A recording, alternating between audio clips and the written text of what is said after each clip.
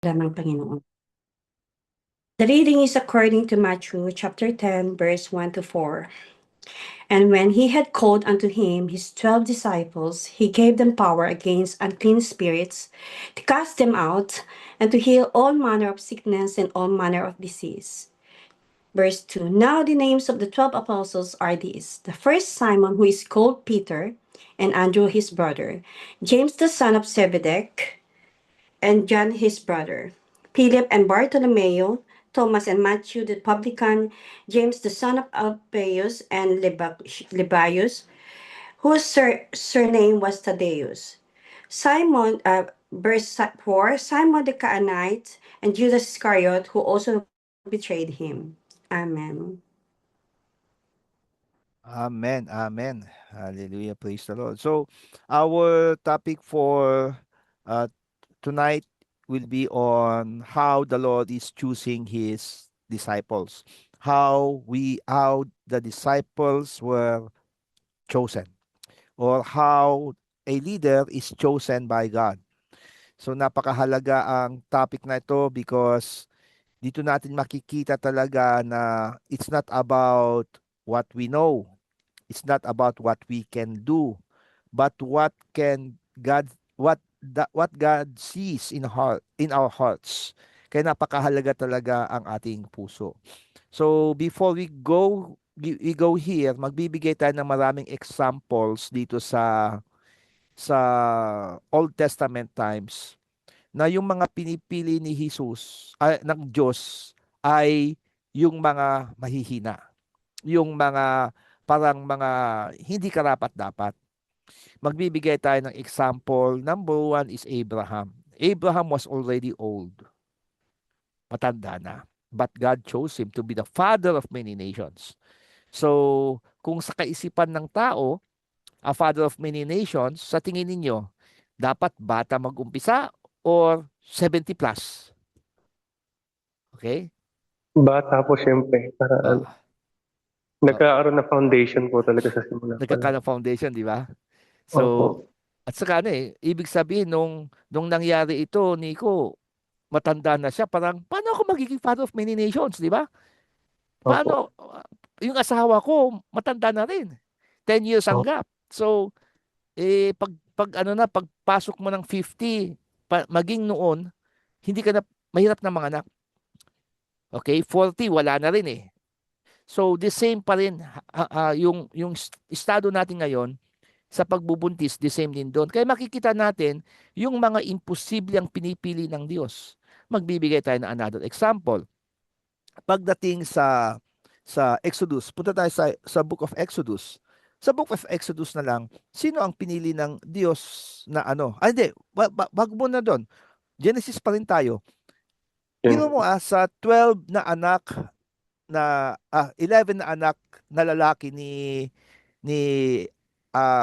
Jacob, yung bunso pa, si Joseph ang pinili. Okay? Second to the youngest. Pero nung time na yun, siya yung bunso. Siyang pinili para maging tagapagligtas ng buong angkan. Hindi ang panganay. Hindi si Judah. Hindi si Levi. Kung hindi si Joseph.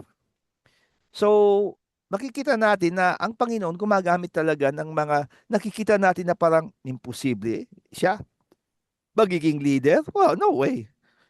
Isa pang magandang halimbawa, si David. Di ba? Nakita si David. Ito? Siya ba? Anong sabi ni Samuel? Ito na. Pero sabi ng Panginoon, hindi yan. Dahil kayo tumitingin sa mata, sa itsura, pero ako tumitingin sa pamamagitan ng puso.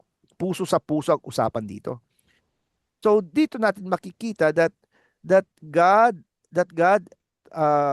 sees our hearts. The way that God chooses us is different from the choice of the world.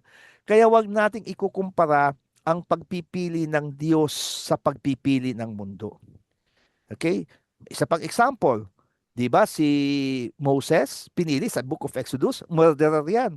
Pero anong ginawa ng Panginoon? Siya yung pinili. 'Di ba? Tapos siya pa yung magsasalita, bulol siya. Okay? So, yun yung point na maraming mga imposibleng factors doon na hindi dapat sila. Now, God is the same yesterday, today, and forevermore. Jesus, the same yesterday, today, and forevermore. Sabi rin sa Malakay chapter 3:6, God does not change. Therefore, the way He chooses from the Old Testament, He has proven also in the book of the New Testament through the life of Jesus Christ on how He have chosen His disciples and then He called them the apostles. Kapag sinabing apostles kasi, they are commissioned to go. Commissioned to go. So therefore, they are not commissioned to stay. They are commissioned to go. So, grabe ang responsibility na ginawa ng na binigay ng Panginoon sa mga disciples niya. Now, the way he chose them again is not the same as the way that we choose our leaders. So, napakahalaga ito. Punta na tayo sa lesson natin. Okay. So, sandali lang. Punta tayo dito. Okay. So, I do hope na nababasa nyo to. Okay, now. As you can see, ang ating title is, Why did Jesus chose fishermen and tax collectors instead of priests, Pharisees, or scribes? So, this is a biblical and theological study on the nature of Christ's discipleship. Or from my point of view, on our being Christ's disciple. Bakit tayo pinili ng Diyos? So, as we could see, Jesus deliberately chose ordinary and socially rejected people. Fishermen, example natin, Peter, Andrew, James, and John. Tax collectors, si Matthew, or also known as Levi. And political zealots and common leaders. Take note, political zealots. Okay. Pop quiz. Pop quiz. Sino yung, during our lessons, sino ang political zealot na alam ninyo? Anyone? Silot. Si ano? Na-discuss natin to. Pag sinabi, Sino sa mga disciples? Political zealot. Ay, political zealot. Patriotic. Ang political zealot is he is more on about Judas, the pastor. government, about the kingdom. Si Judas, Pastor. Si Judas Mm. Iscariot. Judas Iscariot is one of the political zealots. Take note of the word zealots with an S. Therefore, ibig sabihin hindi lang yan po ba kinuha yung salitang salot, yung zilot?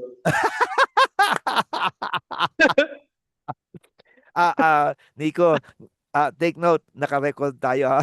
Ay, sorry po. Baka marinig tayo ng government natin kasi sila ay Ay, sorry. political salot. Hindi ko. Okay. Lola. Kung saan na pupunta usapan natin. Okay, tuloy natin. Okay. So now, okay, tuloy natin. Now, the decision of Christ reveals the deep theological truths about the nature of his divine calling.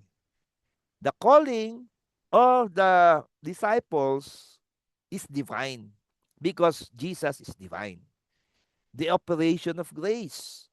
Because, bakit mo sila tatawagin? Fishermen, lalong-lalo na to, tax collector. At ito, political zealots. They have no place in yung ng law. They have no place. Okay? So, but dito natin makikita ang theological truths. Okay? The structure of spiritual leadership. It is not about what you know, it's not about what you can do, but it's about the heart that you have in serving the Lord. At dito natin makikita that the foundation of the church lies on how the Lord chooses his leaders, his ambassadors. So the choice of Christ was intentional, theological, missional, and prophetic. Okay, sa prophetic, makikita natin yan sa pag sinabing prophetic is because yung kung ano nangyari doon sa Old Testament at may mga signs, nangyari na rin dito nangyari din sa New Testament, nagkaroon ng kaganapan. The choice of Christ reveals the nature of God's kingdom. So this is the question, okay? It's a doctrinal question, not only historical. What does Christ's choice of disciples reveal about God's method of leadership and redemption? So, again, kaya natin pinag-aaralan ito, nais nating i-reveal ang method of redemption and leadership. Hindi natin ito pinag-aaralan just for kicks, para lang magkaroon tayo ng knowledge, para lang magkaroon tayo ng tinatawag na mas malalim na katuruan kaysa sa iba. Hindi po. Kaya natin ito pinag-aralan para at least malaman natin kung papaano ba ang redemption process ng ating Panginoon at papaano siya namimili ng leaders so that we can also check our hearts. Are we truly redeemed? Are we truly the leader or the representative that God wants us to be? Sabi nga ng Panginoon in John 15:16, you have not chosen me, but I have chosen you and ordained you that you should go and bring forth fruit, and that fruit should remain, that whatsoever you shall ask the Father in my name, he may give it to you. Okay. Thus the selection of the disciples was not accidental, but a sovereign act of divine appointment. Divine wisdom rather than human expectations. Okay. Before we go to the question and answer, punta muna tayo dito. Pag-aralan natin ang context ng religious leadership in Israel. This is just part of it. Pero kung gusto nyo pa ng mas malalim, doon tayo sa chapter 4. Meron pang ibang mga nakalagay doon. Wala kasi dito ang Sadducees, wala rin dito ang SNS. So, tatlo lang ang diniscuss natin dito. But sa chapter 4, I'm going to give also yung for your reading pleasure. Ibibigay ko sa inyo mamaya or tomorrow. So, these groups represented spiritual authority in Israel. Therefore, if they represent the spiritual authority in Israel, di ba ang dapat pinili ni Jesus, a priest, a Pharisee, or a scribe? The religious elite. Why? Kung silang pinili ni Jesus, maraming makikinig sa kanila. Why? Because alam nila, knowledgeable na sila eh. Let's go. Priests.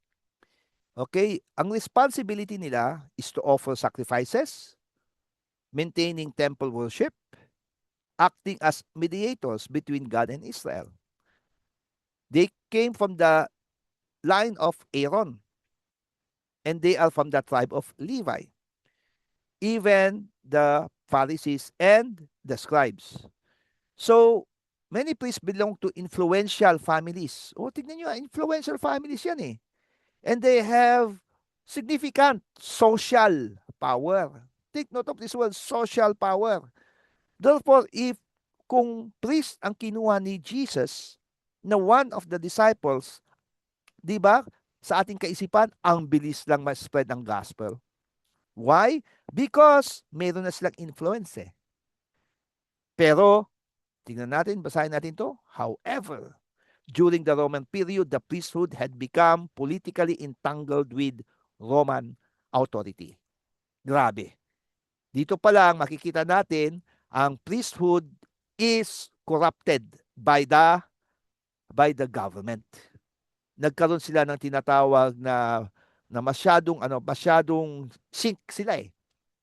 Saan? Hindi about the authority in heaven, but the authority na gusto lang i-establish dito sa lupa. Kaya the priest was a big X kay Lord. No way. Okay, next. Pharisees. The Pharisees were a strict religious sect devoted to the interpretation and enforcement of the law and the tradition. Ito matindi, the tradition of the elders. They were experts in religious law, strict observers of traditions, highly respected moral teachers. So, pagpapansinin natin to, they are already expert. Hindi na kailangan turuan. Hindi na kailangan, kumbaga, idikdik sa isip nila about the law. Alam na nila eh. Ino-observe nila eh. Pero bakit hindi sila pinili? Because they were hypocrites. Sabi nga ng Panginoon sa Matthew 15:8, these people, though near unto me with their mouth, and honors me with their lips, but their heart is far from me. Madaling ang magsalita, laging nagpupuri sa Panginoon, magaling manalangin, pero ang puso nila ay napakalayo sa Panginoon. Sabi nga ng Diyos, woe unto you, sumpain kayo, mga eskriba at mga pariseyo, kayo ay hypocrites, for you are like unto whited sepulchres. Kumbaga, walang kwentang lumalabas sa kanilang mga pananalita. The same way, maraming when you recite a verse, sometimes pag nagsasalita tayo sa verse na yon, akala natin very powerful. Oh, very powerful. Pero kung papakinggan mo talaga yung message niya, walang saysay, walang kwenta. Why? It's not anointed. Hindi talaga pinag-pray ang message. Kaya ang tawag doon is white sepulchre. Okay? Tuloy natin before I entertain questions. Okay. Now, scribes. Dito tayo about the religious elites. The scribes were scholars and interpreters of the law. They functioned as teachers of scripture, legal authorities on religious matters, and advisors to the high courts of the temple. Okay, they were socially honored and viewed as spiritually superior. Grabe. They are knowledgeable in scripture. Kasi sila yung sila yung nagta-transfer ng malapit ng masira na scroll, ita-transfer nila, sila yung naglilista niya. Kaya sila nangongopya pala. Ang tawag sa kanila is copyist. I-type ko dito. They were also called as copyist. Yan ang tawag din sa kanila. Okay? So, however, makikita nyo dito, external righteousness and ritual purity. Sobra yung inaano nila. Yun ang masyado nang dinidikdik. Masyado silang stricto. Masyado silang halos malapit na sila sa SNS. Kaya ang nangyari is they distance themselves from sinners and common people. Ang tingin nila sa sarili nila, masyado silang banal na hindi sila pwedeng humipo ng ibang tao. Okay? So now, do you have any questions before we proceed? Opo, Pastor, may question po ako. Okay, go, Nico. Yung copyist po ba, iba pa po siya sa transcriber? Transcriber is parang din siya, copyist din yun. Copyist din yun. Yung transcriber po. kasi is yun yung natin ngayon, yun yung meaning natin sa copyist. Ayun. Yeah. Ano po yung tanong ko? Yeah, good. Good question. Okay. The scribes are called lawyers. Okay? But also some of the Pharisees are also scribes, are also lawyers. Kaya kung titingnan ninyo ang Bible, may mga lawyers na nakalagay diyan. Kapag may nabasa kang lawyer o lawyers, automatic scribe yan. O kaya Pharisee. Pero Pharisee na scribe. Kasi si Gamaliel, ang teacher ni Paul, is also a Pharisee and a lawyer. Okay? So, isipin mo, lawyer ang disciple mo. Tuturuan yung mga tao, di ba? Wow! Pero bakit hindi yun ang pinili ng Panginoon? Di ba? Kasi tignan mo, kung tayo si Lord, ilagay natin yung sarili natin kay Lord. Alisin muna natin yung nakikita natin yung puso. Maging maging realistic tayo.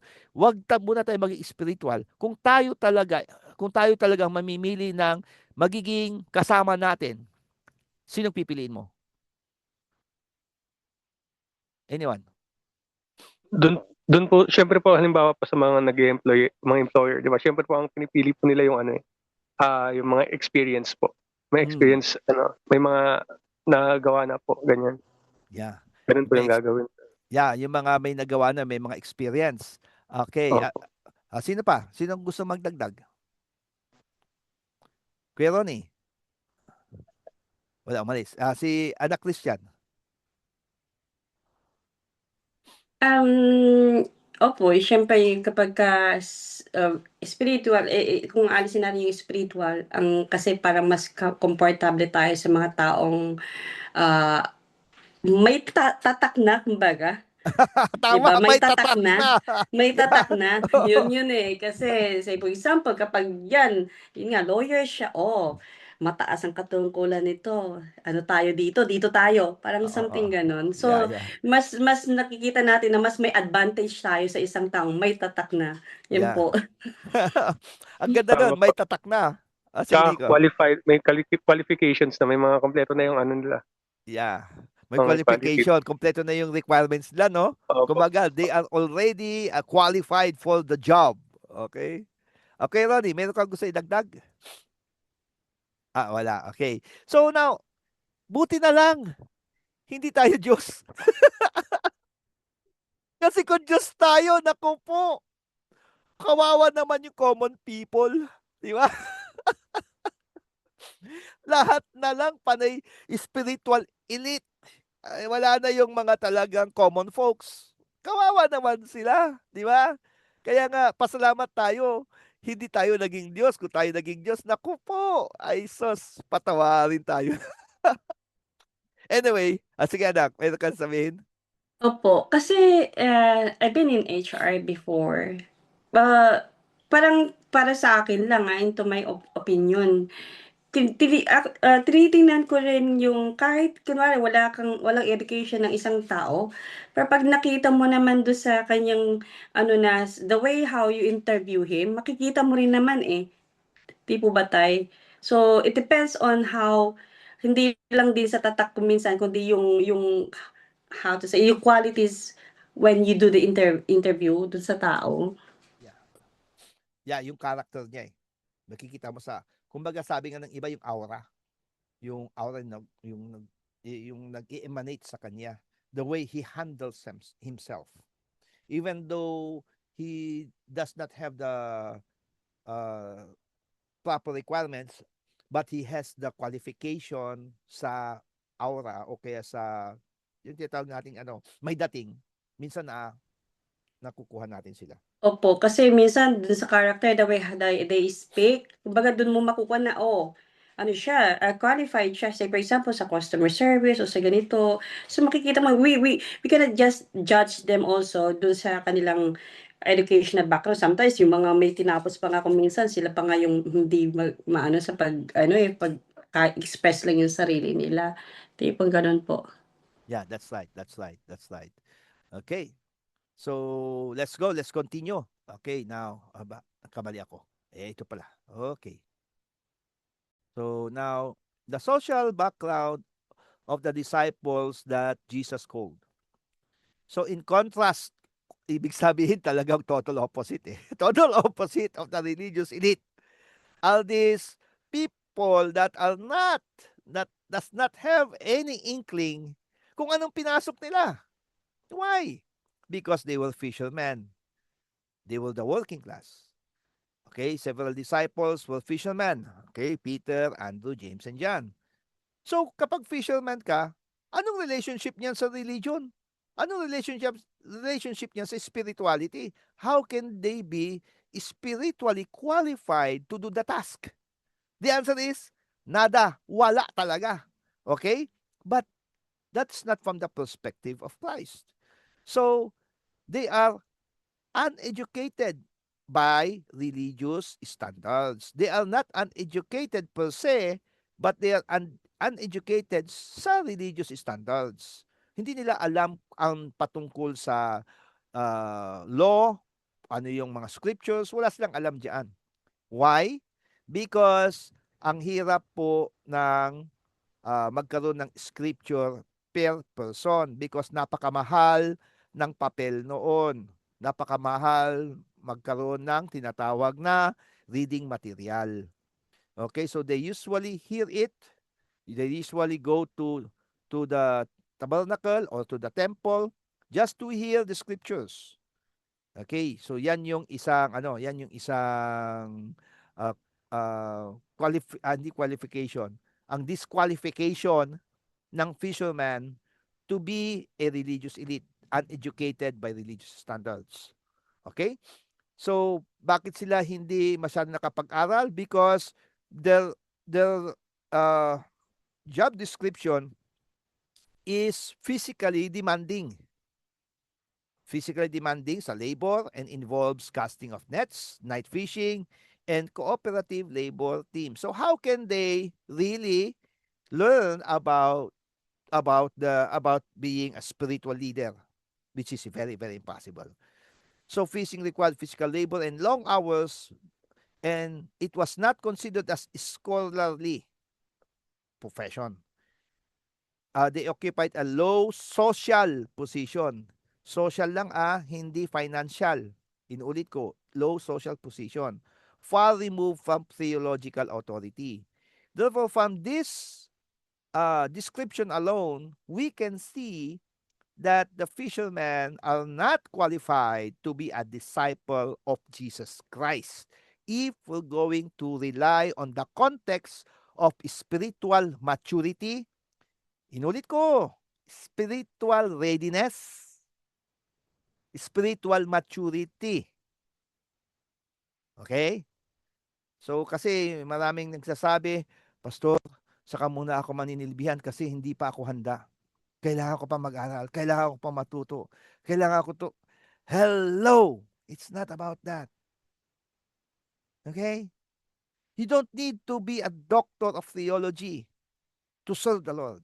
You can serve the Lord anytime. Ito na yun eh.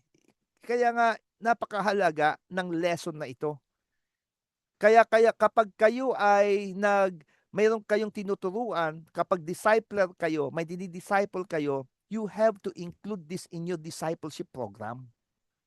Kasi napakahalaga na matutunan talaga nila na ang paninilbihan sa Panginoon, it's not on what you know, it's not on what you can do, but on what your heart desires to do for the glory of God. Because everything will work in accordance to His glory kung yun ang gusto mo. Pero kung ang nais mo is pasikatan ng kalakasan, tagisan ng talino, tagisan ng kagalingan, kapatid, that may work in accordance to the law of man, but that will not work in the kingdom of God. Kaya nga ang praise and worship service, wala pong usok sa atin. Hindi po pagandahan ng ilaw sa praise and worship service natin. Walang ganyan. Kung maaari lang ang ating inaayos yung quality ng sounds para at least hindi basag naman na narinig ng mga tao. Kaya yun yung ating pinag-aaralan. Yun ang ating ini-improve. But hindi natin i-improve na parang maging entertainment na lang ang praise and worship. Yun ang nangyayari sa ibang mga simbahan. Aminin man natin o hindi. Karamihan ng simbahan, lalo-lalo na sa Estados Unidos, you type this, wrecking ball. Wrecking, i-type ko sa wrecking ball. Tapos, idagdag nyo dito yung about praise and worship. Praise and worship. I-type nyo to sa Google. Makikita nyo, nagpe-praise and worship sila, may isa yung pastor na sa wrecking ball. Nagaganon. Grabe, nakakahiya. Ginawa nilang circus ang pulpito. Nakakaya. Anyway, tuloy natin to. Okay? So now, ito ang pinakamatindi. Tax collectors. Social outcast. Sino yung tax collector? Si Matthew. Ang pangalan niya rin is Levi. Wow. Sabi nung nire-research ko to, sabi ng ibang researchers, hindi daw ito from the tribe of Levi. The tribe of Levi. Hindi siya Levites. Hindi siya Levite. Pero para sa akin, what's in the name? Yan name pa rin is nakadirect pa rin yan sa sa pangalan ng pangalan ng tribo. Kasi sa ayon sa pag-aaral ko, I believe ilang tribes tatlong tribes ang nanatili na nanatili sa pangalan nila ng tribo. Judah, Levi, at saka Benjamin. Itong tatlong ito ang nanatili sa kanilang names. Kaya itong Matthew, ang pangalan ng Matthew, Matatat, Maat, Matat, di ba napag-aralan natin yun sa session 1. Session 1 natin patungkol sa the promise of the Messiah. That they are from the tribe of Levi. Take note, a tribe of Levi being a tax collector. Sa tingin ninyo, sino ang unang magagalit dito? Okay? Mula sa tribe ng Levi, naging tax collector. Sino ang unang magagalit dito? Sa tingin nyo? Sinasabi ko na, Levi. Ano ba yung Levi? Ano bang tribo ang Levi? Priest. Mga priest, Pastor. Mga priest. Therefore, sinong unang magagalit kay Matthew na naging tax collector? Sinong unang magagalit? Come on! Kaya niyan, mga kapatid. Nasabi niyo na.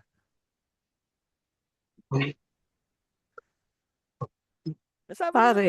Priest. Pare. Priest. Sino pa? Pharisees, Pastor. Mga Pharisees. Levites po. O mga Levites. Kasi from Levites siya, from the priest, tribe siya ng ng Levi. Tapos from the priest pa ang nila. Tapos Levites po siya, naging tax collector. Di ba? So, lahat ng priestly clan galit sa kanya. Bakit ka naging tax collector? Di ba? So now, karapat-dapat ba ito? Jesus! Karapat-dapat ba yan? He denied his lineage. He denied his calling. He denied being a Levite. And he became a dog of the Roman Empire. Aso ng Roman Empire. Espiya ng Roman Empire. So, any comments? Okay, tuloy na rin.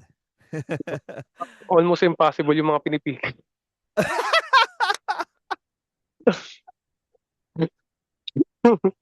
So, ganun yung reaction ko dun. Okay. Kumbaga talagang mga mga not worthy na sasabihin mo. Kumbaga, 'di ba? Grabe. Now, okay, this is my question. Okay, jump na tayo sa question because para at least magmuni-muni tayo. Kung itong mga imposibleng ito tinawag ni Jesus, tayo pa kaya?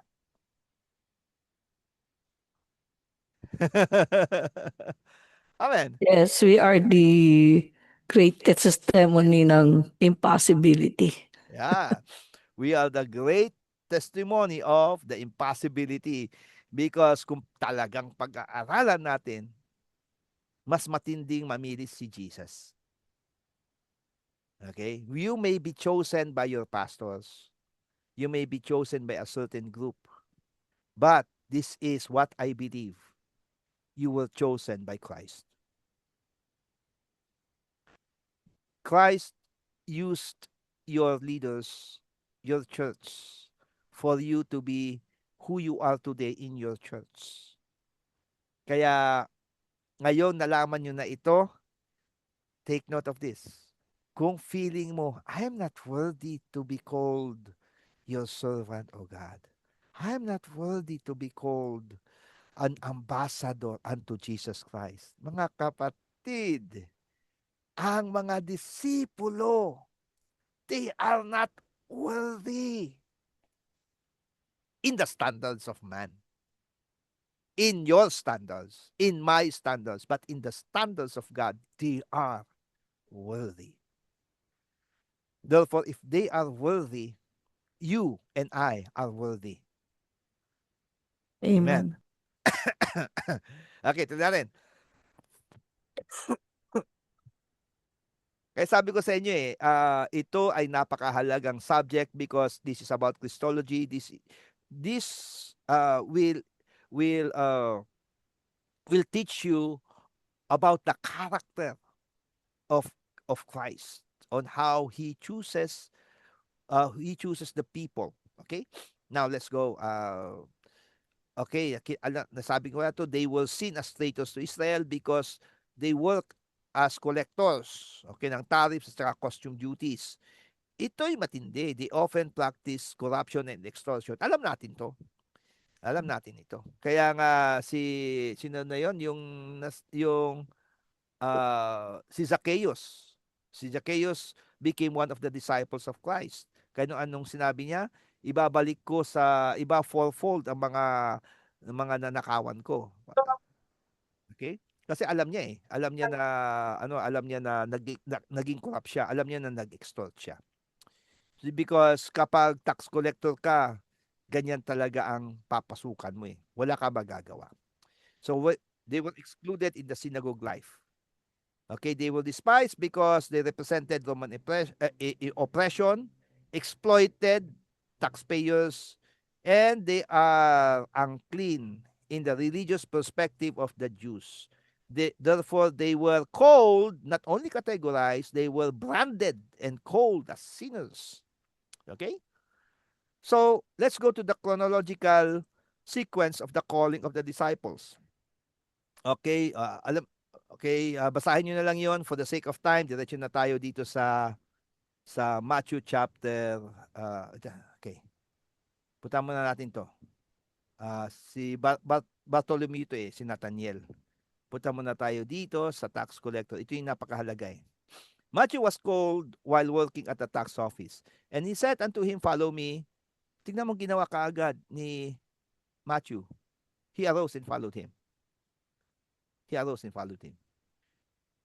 Okay? Na-shock ang mga religious leaders. Bakit? Why do you eat with publicans and sinners? Okay?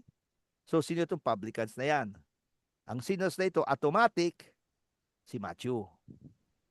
Ang publicans ay sila Judas Iscariot at saka yung iba pa. Jesus responded, I am not come to call the righteous but sinners to repentance. Okay? Napakahalaga yan. Now, gusto kong mag-share sa inyo ng mga Bibles. Okay? Kaya marami tuloy na nadadapa. Okay? So, I'm opening my PC Study Bible so that you can see why others are not joining Christianity because of the wrong interpretation of Bibles. Okay, habang nag-read siya, tuloy natin muna to. Ating pinag-usap. Tapos na. Okay, so sandali lang. Okay, now Matthew 9:13. Yan. Okay. So, asan na yun? Where am I now, Lord? Okay. Share. Okay. Now. So, nakita natin to. But go ye and learn what that meaneth. I will have mercy and not sacrifice, for I am not come to call the righteous, but sinners to repentance. Pero sinabi sa New International Version, I have not come to call the righteous, but sinners. Sinabi sa NASB, I did not come to call the righteous, but sinners. Oh, sakit ito sa ESB, I desire, for I am not come to call the righteous, but sinners. So, what's lacking? Repentance. Kaya maraming hindi nagre-repente. Because the Bibles itself does not consider repentance as high priority. Jesus did not come to call the righteous, but sinners to repentance. Because if you think that you are righteous, then you don't need to repent. Di ba? Listen, mga kapatid. Romans chapter 3, verse 10. For there is none righteous, no, not one. Therefore, if you are righteous, kapatid, you are a liar. Therefore, we are all sinners. I am Amen. a sinner and I need to repent. All of us are sinners and we need to repent. Kaya yan ang isang napakahalaga na mensahe. Kaya ko binuksan itong kay Matthew, itong kanyang pagiging tax collector. Jesus sat with and ate with publicans and sinners because they wanted to repent. Hindi uupo si Jesus doon na makikikain lang or makikipagbanding sa kanila kung hindi sila magre-repent. Amen? So, yun yung napakahalaga. Repentance is necessary to become a disciple of Christ. Without repentance, nako po kapatid, you are deceiving yourself. Amen. Now, tuloy na rin. Okay? The appointment of the 12 apostles, makikita natin, Simon Peter, Andrew, James, John, Philip, Bartholomew, Thomas, Matthew the Publican, James, the son of Alphaeus, Lebbaeus, or Thaddeus, Simon the Canaanite, or the Zealot, yan na yun.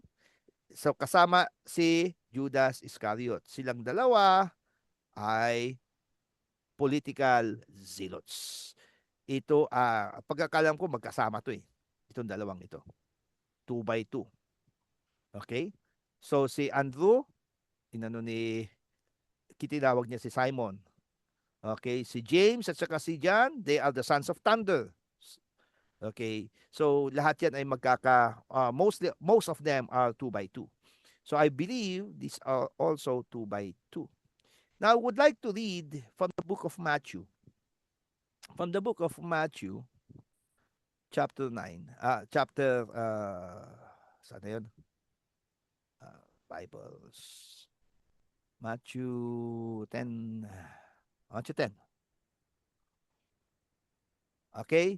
So, basahin natin lahat. And when he had called unto him his 12 disciples, he gave them what?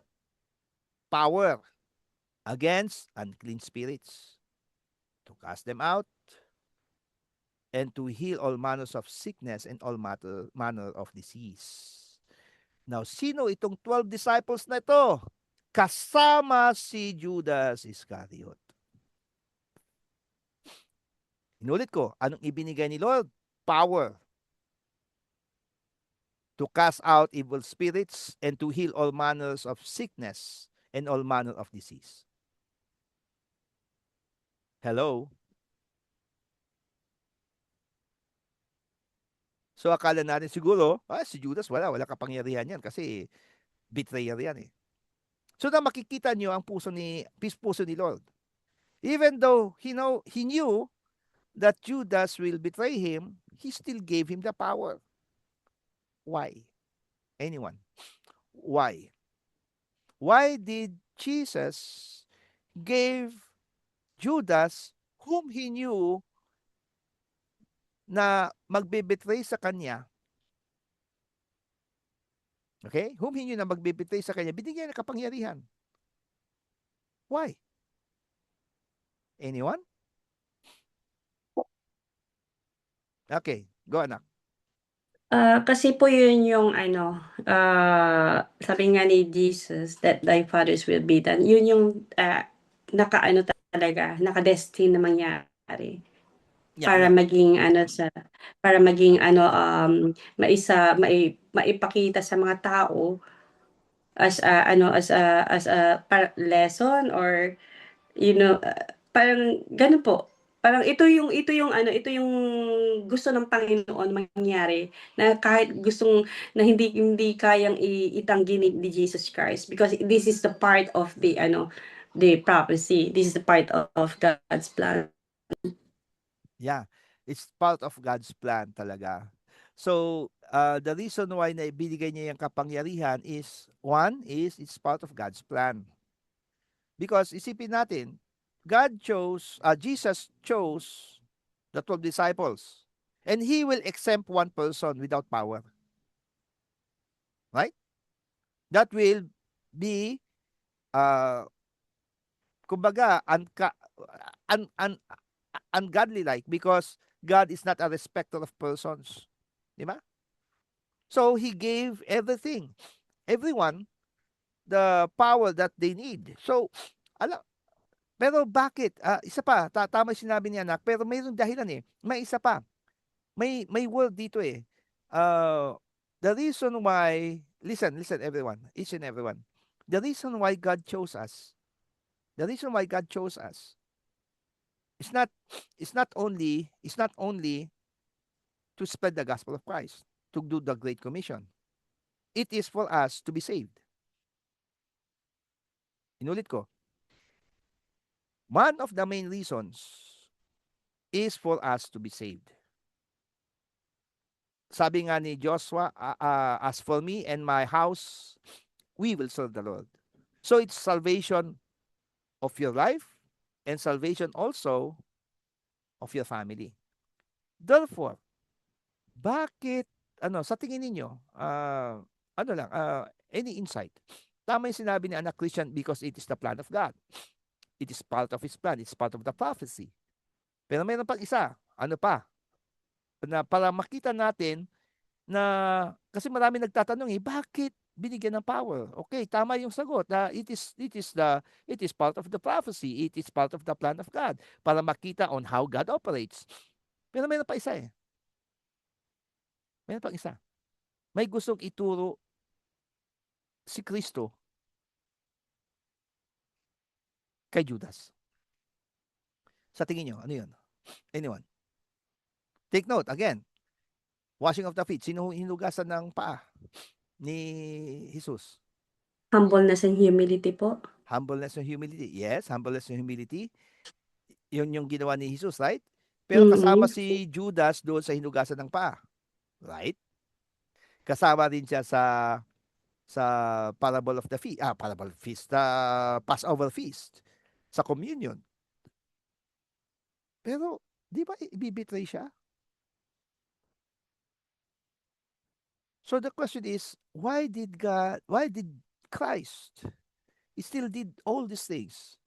Bakit hindi niya ginawa ito na, for example, okay, binigyan ng kapangyarihan because pero bakit pa niya in-include si Judas sa washing of the feet? Bakit niya pa in-include si Judas sa Passover?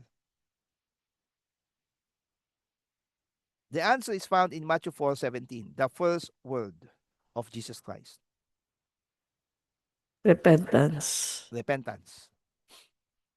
Because ang gusto ni Christ is for Judas to repent. Tinanong ko to sa mga kapulisan because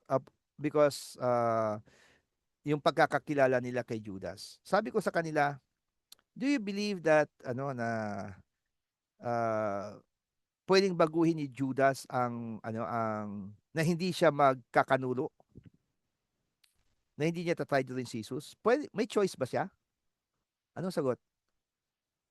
Anyone? May choice ba si Judas na hindi i-betray si Jesus?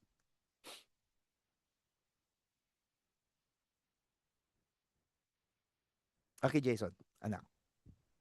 Yes, Pastor. Kasi I believe in-honor pa rin naman ni Lord yung free will natin eh. Yeah. So at that time, kung in-exclude na talaga niya na biglaan si Judas, knowing na alam naman niya magtra-traitor. So I think yung free will pa rin talaga. Yeah, Ah, free will. con- Yeah, tama yun, free connected will. pa rin siya dun sa repentance eh. Kaya parang inaantay niya rin na ano, kung ano yung magiging choice ni Judas at that time din. Yeah, Yes. okay. Ayun po. So yun yung isang sagot na it's about the free will. But in accordance to mayroon pa ring but may but eh. Pero tama yun, we have the free will. We can decide not to do it. Lalong-lalo na sinabi pa ni Jesus. Basahin natin John 13, di ba? Ano sabi ni Jesus doon? One of you will betray me. Right? And then bigla nagkaroon ng kaisipan, sino kaya sa atin? Hindi kaagad sinabi ni Jesus, ikaw, Judas. Hindi siya tulad ni Prophet Nathan, you're the man. Hindi, walang ginawang ganun si Jesus. Because Jesus is still, kumbaga, very, very humble. At gusto niya talagang magsisisi si Judas. So now, noong nagtanong si Peter, sino kaya yon? Tinanong niya si John the Beloved na nakahilig kay Jesus. Tanungin mo nga kay Master, sino yung magbe-betray? And then siyempre nakahiling na ganun kay Jesus, si John the Beloved. Lord, sino yun? Sabi ni Jesus, kung kanino ko ibibigay itong tinapay na dinip ko sa may soup, siya yon. Sino nakarinig nun? Narinig ba ng lahat?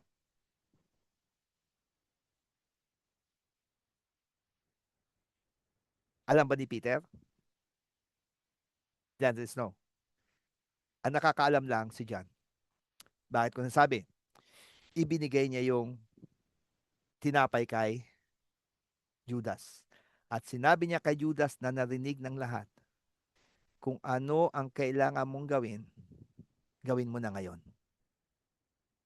So tumayo si Judas at siya ay lumabas at sabi ng mga disipulo, ay siguro kaya siya lumabas kasi bibili siya ng kailangan natin para sa feast. Or di kaya naghahanda sa ibibigay sa mahihirap.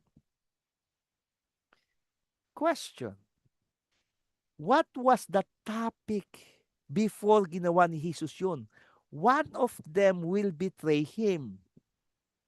And then tumayo si Jesus. Ibinigay niya yung tinapay kay Judas. Maski na hindi nila narinig ang sinabi ni Jesus kay John, may clue eh. Pero bakit hindi nahalata ng mga tao? Why? Because of the way Christ spoke with Judas. He spoke with tender loving care. He loved Judas. Mahal niya si Judas. Even though na tinawag niyang son of perdition, mahal niya si Judas. Gusto niya mag-repent siya. Kaya nung sinabi niya yon, umalis siya, sa tingin ninyo, nabasag ang puso ni Jesus noon. Hirap na hirap siya. So anyway, nakita niyo kung paano nirespeto ni Jesus ang will ni Judas? Ganyan kasi ang pag-ibig ng ating Panginoon. He respects our will. He respects our decisions. But still, tayo rin ang kawawa if we will disobey the law. Para pong tayo ang ano nun is the reason why na kinailangan gawin yun ni Judas is because of the choice. Isa yan. It's his choice, yeah. Parang kumbaga wala na siyang choice but then to go. Kasi going back dun sa sa kanyang child, di po ba kinailangan niya ng pera. Mm-mm. That's why kumbaga yung greediness nandoon and this is the only choice para Mm-mm. maano yung kanyang child. Yeah. Para Parang yung yun po yung kingdom to nakikita kong Israel. isang Yeah. dahilan. Kasi patriotic siya eh. Because he came from the Opo. tribe of Judah. So wala siyang magawa kundi gawin ito to incite a rebellion so that the kingdom will go back to Israel. So isa yon. It's a very noble thing. So Opo. but it is still a sin. Opo. Kumbaga kung sa atin din sa buhay natin, we are given the chance, we were chosen. But then, yun nga, kapag hindi natin talaga isinurrender, hindi tayo nag-repentance, fully in our heart, yung choice pa rin natin ang, kumbaga, we have the free will, katulad ng sabi ni Brother Jason, ito yung naglilit sa atin into sin, this choice. Meron Yeah. tayong choice, but we choose the wrong. Kumbaga, Yeah. We made the wrong choice. So, in light sa sinabi ni anak Jason, di ba mayroon tayong lesson noon, success and failure, they are both what? Anyone? Predictable. Predictable. You can predict them. How can you predict success? By obeying the law. How can you predict failure? By disobeying the law. Therefore, how did Jesus knew that Judas will betray him? Because he disobeyed the law. Doing what is right in our eyes may not be right in the eyes of God. Many times in the Old Testament, nangyari na yan sa buhay ni Saul. He thought that because he once prophesied with the prophets, that the people have said he is one of the prophets. Kaya hindi niya hinintay si Samuel at nag-offer siya. Nag-offer siya na dapat ang nag-offer is Samuel. Nag-offer siya because nakikita niya na kailangan niyang gawin ito kung hindi matatakot yung mga tao. So he did that. Why? Because of iniquity. Kaya may Matthew chapter 7 verse 21 to 23. Many will say unto me, Lord, Lord, but they will not enter the kingdom of heaven. And they will say unto me, Lord, have we not prophesied in thy name? Have we done blah, blah, blah, blah, blah, blah, blah, blah, blah, like Judas Iscariot? But I will say unto them, depart from me, I do not know you, you worker of iniquity. So ano itong you worker of iniquity? You're doing what is right in accordance to your eyes, but it is not right in the eyes of God. Oo nga, you can do praise and worship. Nagpe-praise and worship ka. Okay, you are leading the praise and worship. Okay, naggigitara ka. Okay, nagda-drums ka. O di kaya nagpe-preach ka. O di kaya, pero you are doing something else. O ito pa, matindi, maski na you are not doing something else. You are doing very nice, very good. Pero for whose glory? Para lang makilala ka. Para lang may taas ang pangalan mo o ang organisasyon mo. That is already iniquity, kapatid. The moment that you rob God of the glory that He deserves, iniquity na yan. Okay? So, in light doon sa walang magagawa si Judas. Mga kapatid, this is the good news. This is the good news. Walang magagawa si Judas. He will betray Jesus. Walang magagawa si Judas. He will sin. Wala kang magagawa, kapatid. Magkakasala ka. Good news yan. Anong good news doon?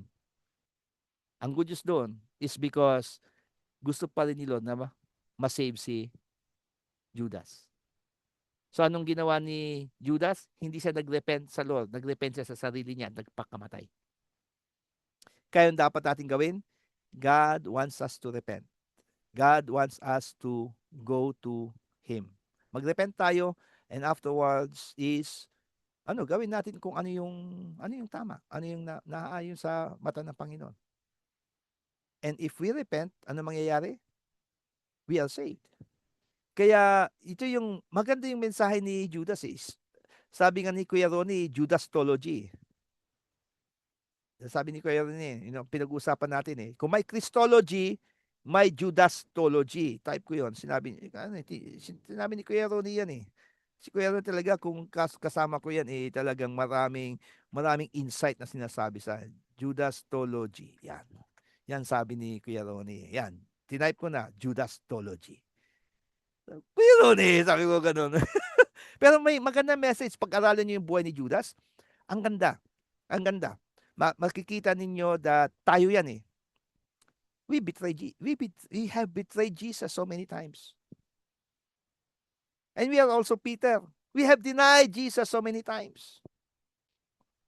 But still, because of God's love, we are forgiven once we repent. Amen? So, that's about it. Tuloy natin itong iba sa next lesson, the theological reason, because these are two sessions. Dito tayo magtatapos. Any question before we end the recording and before we pray? May I call out my wife, Pastora? Meron tayong communion. Pastor, hindi ko na i-prepare. Nararating ko. Sorry. Okay, so wala muna tayong communion ngayon because hindi na-prepare ang communion. So anyway, mga kapatid, do you have any questions? Q&A tayo ngayon. Okay, anak Christian, go. Siyempre po, since po, nagpakamatay si Judas, di po ba? Yeah. Di suicidal po ang tawag doon. Yeah. Doon, hindi siya mapupunta ngayon sa kaharian ng Panginoon. Yeah. Tama po ba? Yeah. Yun kasi yung nagpakamatay and sa sin. Mm-mm. Tapos hindi pa siya nakapag-repent sa Panginoon. Yeah. Yun po. Ang pinakamahalaga doon, anak, yung repentance. Hindi siya nagrepent eh. So without repentance, wala, maski anong gawin mo, no good works you do will compensate for salvation. No, wala. Kasi kapag hindi ka nag-repent, wala. Impyerno ka. Repentance kasi is turning away from your sin eh. Repentance is not about doing good. But doing good is the result of repentance dapat. Kaya if you repent, di ba, Ephesians chapter 2 verse 8 to 10, for by grace are you saved through faith, not of yourselves. It is the gift of God, not of works, lest anyone should boast. For we are his workmanship, created in Christ Jesus unto good works, which God hath before ordained that we should walk in them. Therefore, good works is honored by God after repentance. Good works is not honored by God without repentance. So, munang repentance. Therefore, from that standard alone, mga kapatid, okay, this is the standard of God. He will not equip you unless you have a divine connection with the one. May vertical relationship ka muna. Amen. Amen. And then kapag may vertical relationship ka, magkakaroon ka ng horizontal relationship. So tatlong dimension ang tuturo ko sa inyo ngayon. Kasi yung iba, dalawa lang eh. Una is vertical, relationship with God. Horizontal is relationship with your life muna. With yourself and with your family. And then next is universal. Because the cross is not limited to Judah, to Jerusalem, to Judea, but it is universal to all. Kaya napakahalaga na the three dimensions of the cross is kailangan mo ng repentance para magkaroon ka ng vertical or divine connection, relationship with God. And after you have that divine connection, God will equip you. Kaya mayroong tinatawag na horizontal. Ang horizontal will be the equipping process of God in your life. Inulit ko, the horizontal is the equipping of the Lord in your life. And the universal is the Great Commission of God. You will never be sent unless you have established your vertical and horizontal relationship with God. Amen. So the universal is showing what is in you, what is in your heart. Kaya nga yung lesson natin doon sa washing of the feet, ano eh, it's it's uh it's yung ginawa ng Panginoon, it is ano eh, hinahayaan niya ma-experience natin ang goodness ni Lord eh. His grace will reveal our true colors. His grace will reveal who we truly are. Grace of God, uh, ano eh, kumbaga, binubuhos niya ang kanyang grace sa atin para maipakita natin sa kanya kung sino tayo. Is there also anointing po, Tay?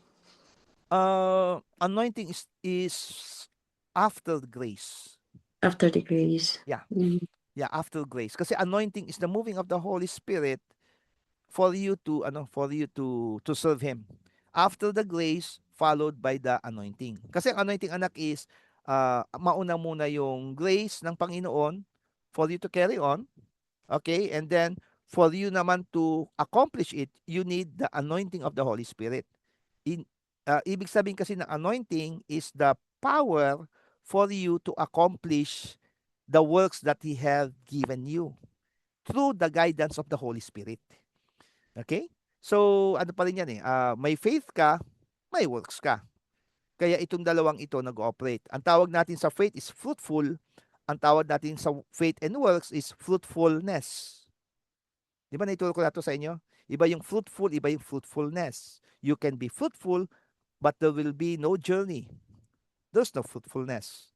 Ang kailangan ni Lord is fruitfulness, not only being fruitful. Parang hitik ang mangga, hitik sa bunga. Pero hindi mo naman pinapamigay. Hindi mo binebenta. Ando doon lang, nabubulok. Fruitful nga. Hindi mo naman balasahan. Ang fruitfulness is siya ay laging nahaharvest. This is the right word. Laging nahaharvest. Ibig sabihin, lagi mo na-share. Amen. Amen. Okay? So whatever things that you receive, kaya ako pag may nare-receive ako, I readily share it because I want to have a life of fruitfulness. At pansinin nyo, kapag ang isang puno na nagbubunga, kapag kinukuha mo yung bunga, mas lalong nagbubunga yan. Lalong humihitik. Pero kapag yung bunga hindi mo kukunin, masisira. Ano mangyayari doon? Magtatampo yung puno eh. Kaya yung bunga niya, magiging konti lang. Hindi na fruitful. Kung gusto mo magpatuloy maging fruitful, live a life of fruitfulness. Okay? Or faithfulness. So that as you are living a life of faithfulness, magiging fruitful ka eh. Mas lalo ka magiging faithful. God will reveal to you more wisdom, more knowledge, and He will give you the strength to carry on. Kaya, if you want to have the knowledge of God to continue to flow in your life, you must walk in faithfulness. You have to share your faith. You have to continue to disciple the nations. Kaya itong lesson na ito, use it in your leadership training. Kasi napakahalaga itong lesson na ito. How does Jesus choose His disciples? It is related pa rin yan sa church leadership. Napakahalaga ito. Kaya dapat ninyong i-include ito sa inyong mga church leadership or church discipleship programs. Amen? Amen? Amen. God is good. Okay. Any questions? So far? Kuya Ronnie, may question? Okay. Wala. Hello. Yan si Levi o Levi. Levi ba yan o Levi? Ha? Levi? Levi po, Levi. Levi. Oh, Levi. Hello. Hello, Levi. Hello. Sino kamukha mo, Hello po. Levi? Mami o daddy? Sali, Si i-end ko yung recording. Si Papa.